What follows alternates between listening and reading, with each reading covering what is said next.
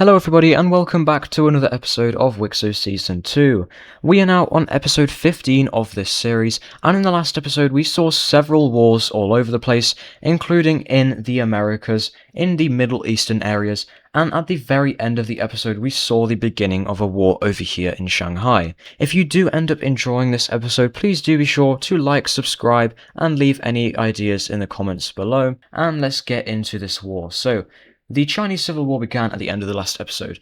Over the last few, probably over the last century, and further as well, Shanghai has really been struggling. They have had a lot of corruption come about, and it's really just been not improving for a very long time. I've discussed it for the last 5 episodes or more, and eventually this culminated when the plague hit. The Green Sleeves rebelled. These guys are essentially the farmers in the north, like the poorer people, and to combat this, Shanghai just gave their troops to the warlords, which have now broken away, and the warlords obviously never gave the troops back to the central Shanghai government because the warlords are actually getting stuff done, and a lot of the troops actually don't like Shanghai's main government, so they just decided to stay loyal to the warlords, and this is what has come out of that. So, partially due to the fact that Shanghai doesn't have a huge centralized military at this point, and the fact that they're fighting a 75 front war here, because they have rebellions all over the place,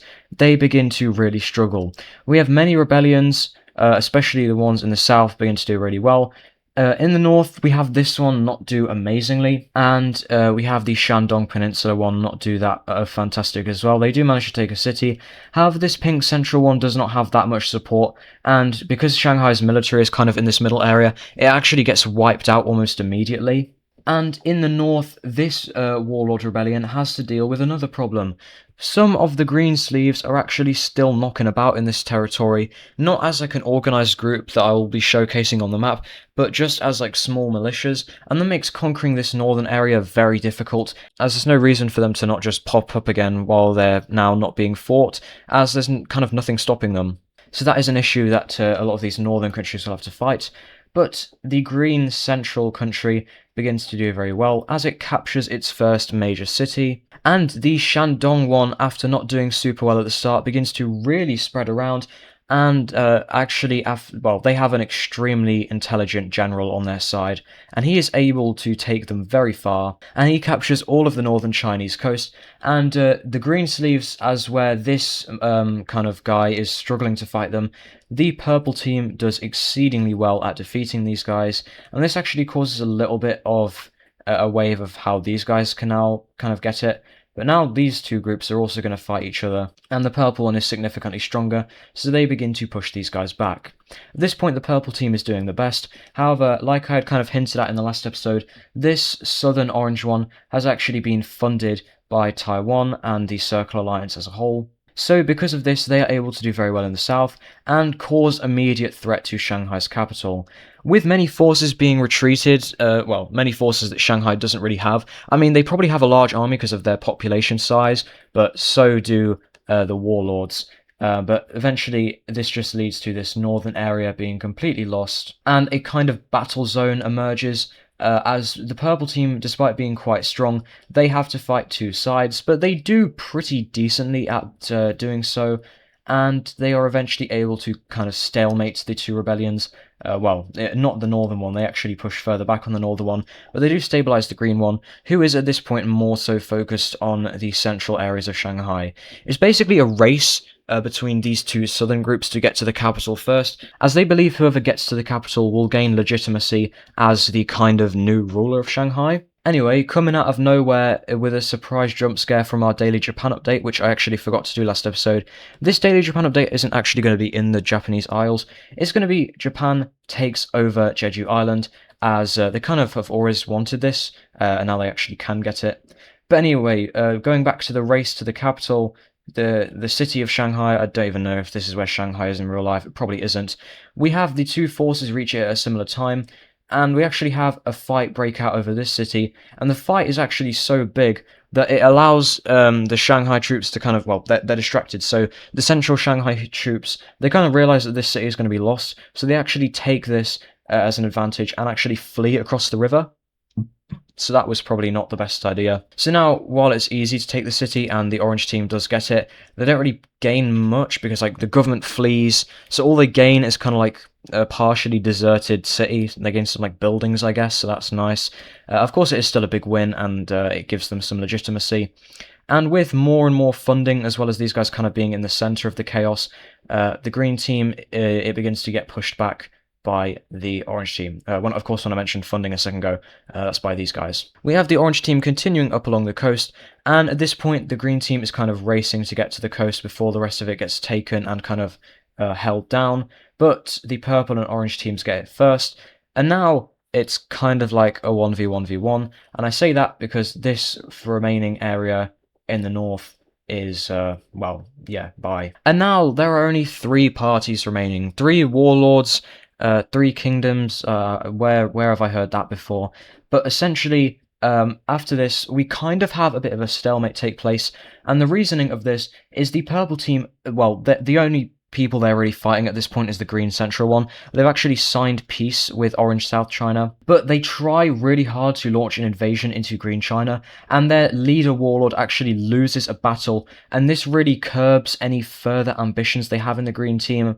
The green team can't really do anything against the purple team, but now the purple team can't either, so eventually this front line gets stuck, and after a little bit more maneuvering down in the south, as well as the slowing of funding from Taiwan, eventually this front line down here stabilizes, and we can finally pretty much take a look at a peace treaty as we see hostilities die down and proper borders begin to be established. And this is what we go ahead and see for this peace treaty. So, essentially, the countries just get the areas in which they had occupation over, and the capital cities. Of course, Shandong's is in Shandong. The Green Country is kind of just in this central city nearer to where their rebellion started. It would have made no sense to put it over here. But surprisingly, not only does the Orange team not have their capital city in Shanghai, they don't even gain Shanghai, as very suspiciously to the other 2 Chinese countries, they give it over to South China. Oh, maybe they were being funded, says these 2, which obviously they were, and that's really nice for these guys, as now they gain, well, that city had a lot of people, which is a huge benefit for them. Up north, Korea actually benefited a lot selling weapons to Shandong, so they finally are able to recover from their kind of losses during the plague, and because of this they go ahead and launch an expansion up north, which is very good for them. I accidentally just recreated North Korea looking borders there, and this country who hasn't done anything in like a ludicrous amount of time, like that is my fault, to be fair, these guys. I probably should have had them done more. They have kind of just been chilling for a while, I guess. They expand a tad bit. Down in the south, Burma, who also made a lot of money trading with the warring states, uses this money to continue their colonial ambitions in Indonesia, taking over more and more of Sumatra, as well as finalizing their control over the Malay Peninsula, as well as a lot more of these islands. And they also established their second colony on the Philippines, taking over any remaining areas of that previous breakaway state that Taiwan had, where that colony was that just died immediately. And overall, it's looking up for Burma once again. And they even conquer a little bit more of Bangladesh, as well as some more of their central actual kind of nearby to their capital lands. Over here we have a little bit more of the jungles be explored, and we have the grey Vietnamese country expand along the coast, and we also have the green South Chinese country do much of the same until they eventually meet up with each other. Over in India now, staying in this sort of region actually, we're going to see a war, and that is Indus, or the Indus country rather, I'm not really sure. Kind of calling them Indus doesn't really come off the tongue right. But the Indus country launches an invasion into this country in the north. Once again, these guys, they are pretty expansionist and they are looking to conquer. So they quickly invade this country, and after this, just looking at kind of the terrain layer for a bit of a guide, they continue to expand into more of the habitable areas in the north, near to the Himalayan mountains. In the south, we're actually going to be going a little bit more in depth than just looking at countries expand, as while some of the southern Indian countries do indeed do some of that good old expansion, we have a pretty interesting lore event take place, as we have a religion actually go ahead and pop up in southern India. We have many scriptures be written by very wise people, and these scriptures are essentially they're kind of rules to live a good life, and they also describe their beliefs about what happens when you die. Overall, it functions similarly to kind of like a lot of, well, some of the Indian religions in real life. There's things like reincarnation in this religion, and it's essentially just belief based around like scriptures and things, and it's a big cultural thing. A lot of these are kind of re-embellished stories that a lot of these South Indian states have been telling. There is a lot of very nice flourishing culture in South India, but this religion forms up along the coast and especially in Sri Lanka, and it really spreads throughout the south of the continent, even outside of nation borders. But it fully engulfs the countries, and overall it just becomes a very major thing in southern India. And we actually do see this religion begin to get spread around. Also going to change its colour. Due to trade and things, this religion actually does get spread to some other areas. Most notably, we actually see this religion begin to get very popular in the red Omanese country, as they're trading with the South Indian countries. They trade for like the scriptures and things, and this religion is introduced to this country, and it gets very popular until this country's official religion becomes the South Indian religion. So yeah, a bit of a religion update there. Over in Asia, once again, in this area, sorry if I am kind of just over-focusing on this area, but there is a lot of stuff I do want to happen over here. We have a new country go ahead and form in the steppes area that were only recently introduced to agriculture, and, well, probably not recently, but only recently kind of connected up with proper societies. We have this country go ahead and form itself up, and their capital, they only really have like one major city, and their capital will be based around it. But it's kind of just a very nomadic country, and we definitely could see more countries like it pop up in the surrounding regions. Over in the Americas, I haven't really focused on the exploration aspect of this area for a while, but we have the rest of the Great Lake areas go ahead and be explored, and the red team is going to continue expanding along the US coast. We also have the California country that formed in the previous episode continue to expand up the coast, as well as continue exploration, as a lot of this area is, well, kind of just grass and not really hostile, very easy to explore into, and that eventually leads to a very, very large portion of the west coast be explored into, as well as parts of the Baja Peninsula. It had previously stagnated, but we do also see a lot more exploration into the Guyana areas and even parts of northern Brazil, and we also see further expansion of the kind of big Venezuelan kind of tribal confederation, weird conglomerate country. And moving over to Australia, more and more exploration. This is like really due to the increase in naval technology, which only has recently become a big proper thing in Australia, lead to the exploration of more islands and gets them even closer to discovering like the proper big group of countries. And it actually gets very close after we have the first landings go ahead and take place on some of these more central Indonesian islands. And we also have not only the Borneo country continuing to expand, but we have a new country go ahead and form up actually on Java. These guys are a relatively small trading country. However, there is actually something pretty interesting about them. A lot of these people are people that have actually migrated from South India, and if you can guess it, that means these guys have the South Indian religion. So this thing is spreading around, which is interesting to see. But yeah, quite a fast spread of this religion very quickly on. Up in Europe, we have a bit more expansion of these countries take place. Normandy goes ahead and continues to expand into this area, now coming close to Germany. And we also have the blue central French country continue to expand, as well as the green one in the south. We have Belgium expand a little bit more, but Belgium right now is mostly focusing on their colonial possessions, and Sweden, which only just formed up, is actually doing pretty well at expanding, which is nice for them. And we actually have like a large border go ahead and be formed here. But now we need to move over to Moldova because there is a little bit of an aspect that I need to talk about here.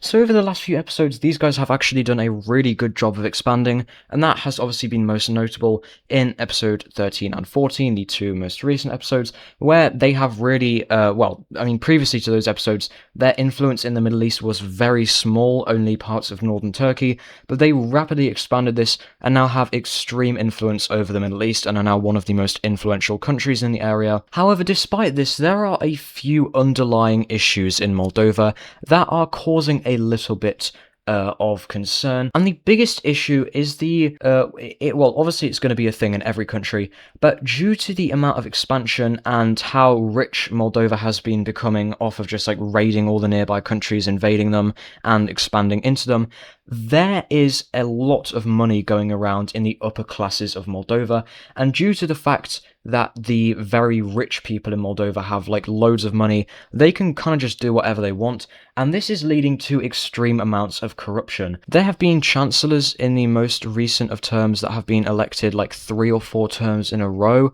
and it's basically they can just pay people off in the Senate to vote for them, and it's starting to become a noticeable issue, as chancellors are supposed to be, the best people who can benefit Moldova the most, but they really aren't because of this aspect. And not only is this causing the people in Moldova to get frustrated, it is also causing, like I've previously said, some underlying issues. The biggest one is, despite the fact that they can kind of win in these huge wars, they are struggling in like minor conflicts, like they have really stagnated in the invasion in Ukraine, and also their army is starting to get a little bit out of date. They have not updated their army strategy since the Hellenic Wars due to like incompetent chancellors not wanting to, as the chancellor themselves, they're the ones that need to kind of organize that, and none of them have really bothered to. But also Azerbaijan had, in that second war against the Triangle Alliance, which obviously, caused Moldova to look like this, Azerbaijan, they had developed a lot of counter tactics, which is why they had been able to do so well, and even kind of stalemate Moldova and gain a little bit of land out of that war. And this was also kind of shown very heavily during the war. Azerbaijan actually managed to develop a lot of counter strategies to the Moldovan army, and this is how Azerbaijan was able to kind of stalemate Moldova in some areas, and this got the people a little bit frustrated, as they thought they would easily be able to win, but Azerbaijan managed to hold them off and even gain a little bit of land out of that war, and Moldova didn't perform as well as they could have. So yeah, this is definitely something to note, and it'll be interesting to see what comes out of this. Anyway, sticking with Azerbaijan, they just decimate this country, so rest in peace. Over in the central Mediterranean, we have a little bit of an invasion take place, as we have Carthage going ahead and conquering the Sicilian country. These guys are very weak, and they haven't really done very much. And Carthage has had ambitions over this area for a while, and now being properly set up with the army and everything, they have been for a while, they just decide to take it. And for one final thing in this episode, this is going to be a little bit of a shorter one, although this recording is already over 20 minutes. We have the Indus country continue to go ahead and expand, now even reaching up a border with the pink Nepal country, and they are actually going to be launching an invasion of the Gujarat country, as they have many ambitions over the port cities, because they're a big guy in terms of trade. They just want that trade, and they have the need for more and more ability to trade with these ports due to them having a rapidly growing population. They want to feed these guys, so they quickly move in and they kind of force the Gujarat country into a peace treaty, and this is not going to be very good at all, as we have this whole northern section go ahead and fall over to the Indus country, and the remaining parts of the northern areas are converted into a vassal of the Indus country. So yeah, these guys are really beginning to assert their dominance over the northern regions of India. But that's going to be it for this episode, a bit of a short one like I said, but I really hope you guys still did enjoy it, and I'll see you guys in the next one.